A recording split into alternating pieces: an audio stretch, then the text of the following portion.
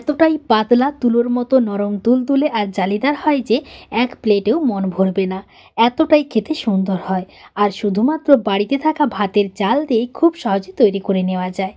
তো আসুন দেখে নিই আজকের এই রেসিপি। এই নরম তুলতুলে পিঠাটি বানানোর জন্য আমি এখানে বাড়িতে ব্যবহার করা ভাতের চাল ব্যবহার করেছি। এই চালটা আমি ভিজিয়ে প্রায় 2 ঘন্টার মতো রেখে দিয়েছিলাম। চালটা কিন্তু অনেকটাই ভালোভাবে ভিজে গেছে। আমি ভালো করে 2 থেকে 3 বারের মতো জল পাল্টে ধুয়ে একটা মিক্সির মধ্যে নিয়ে পরিমাণ মতো জল দিয়ে ভালো করে বেটে নিচ্ছি। তবে এই মিশ্রণটা কিন্তু অনেকটাই মসৃণ করে বাটতে হবে, যেন কোনো দানা ভাব না থাকে। মানে যতটা মসৃণ করা যায় ঠিক ততটাই মসৃণ করে বাটতে হবে। আর যতটা মসৃণ করে বাটা হবে পিঠাটা কিন্তু ততটাই নরম তুলতুলে পাতলা জালিদার হবে। দেখুন চালটা আমি বেটে নিয়েছি আর চালটা কিন্তু আমি অনেকটাই স্মুথ করে বেটে নিয়েছি, মানে একটু জলের পরিমাণ বেশি দিয়ে বেটেছি। আর জলের পরিমাণটা বেশি দিয়ে বাটলে চালটা খুব সুন্দরভাবে বাটা হয়ে যায়। সঙ্গে আমি মিক্সির মধ্যে অল্প একটু জল দিয়ে মিক্সিটা ধুয়ে এর মধ্যে দিয়ে দিচ্ছি।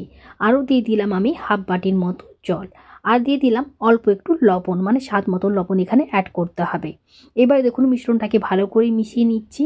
আর ব্যাটারটা দেখুন একদম পাতলা হয়েছে, আপনারা দেখে নিশ্চয়ই বুঝতে পারছেন যে কতটা পাতলা হয়েছে। এখন আমি অনেকটা কাছ থেকে আপনাদের দেখিয়ে দিচ্ছি। দেখুন হাতার গায়ে মিশ্রণটা কীরকমভাবে লেগে আছে, আর এই সময় হাত দিয়ে এভাবে দাগ টানলে বুঝতে পারবেন যে ব্যাটারের থিকনেসটা ঠিক কীরকম হবে। পিঠাটি বানানোর জন্য আমি এখানে একটা তাওয়া গ্যাসের মধ্যে বসিয়ে দিয়ে এর মধ্যে অল্প একটু তেল ভালো করে ব্রাশ করে দিয়েছি। আর 1 হাতা করে ব্যাটার এর মধ্যে দিয়ে ব্যাটারটাকে ভালো করে তাওয়ার মধ্যে ছড়িয়ে দিতে হবে। আর এই সময় গ্যাসের ফ্লেমটা লো টু মিডিয়ামে রেখেছি। লো টু মিডিয়ামে রেখে পিঠেটাকে ভালো করে রান্না করে নিতে হবে। কিছুক্ষণ পরে দেখবেন পিঠের এই 4 সাইডটা খুব সুন্দরভাবে ছেড়ে গেছে। তখন একটু হাতা দিয়ে চারদিকটা একটু ভালো করে ছাড়িয়ে নিতে হবে। তারপর এটাকে হাত দিয়ে এভাবে পাট করে নিতে হবে। চাইলে আপনারা স্প্যাচুলা দিয়েও কিন্তু পাটটা করে নিতে পারেন। এইভাবে পিঠেগুলো রেডি করে নিতে হবে। আর কতটা ছিদ্র হয়েছে দেখুন। এই একই রকম করে আমি সব পিঠেগুলো রেডি করে নিয়েছি। এখন একটা প্লেটের মধ্যে নিয়ে আপনাদের দেখাচ্ছি। দেখুন পিঠেটা কত সুন্দরভাবে রেডি হয়েছে। একটা পিঠা হাতে নিয়ে আপনাদের দেখাচ্ছি। দেখুন যে পিঠেটা কতটা নরম তুলতুলে আর জালিদার হয়েছে।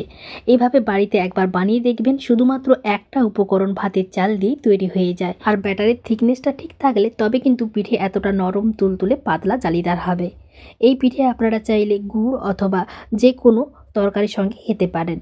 তো আজকের মতো ভিডিওটি আমি এখানেই শেষ করছি। ভিডিওটি ভালো লাগলে আমার পাশে থাকার অনুরোধ রইল। সবাই ভালো থাকবেন। সবাইকে অনেক ধন্যবাদ।